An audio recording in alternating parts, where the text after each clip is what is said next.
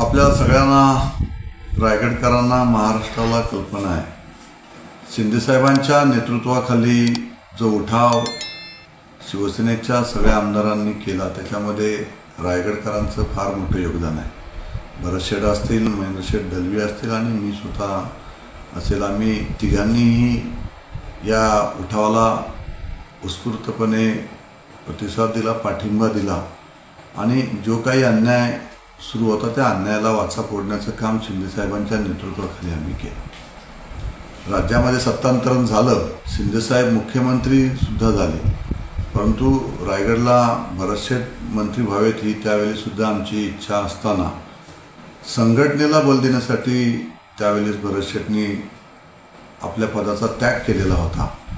कदाचित त्यावेळेस जर भरत शेठ जर मंत्री झाले असते तर त्याच वेळेस भरत शेठ पालकमंत्री झाले असते। रत्नागिरी 24 न्यूज चॅनलला आताच सबस्क्राइब करा आणि शेअर करायला विसरू नका।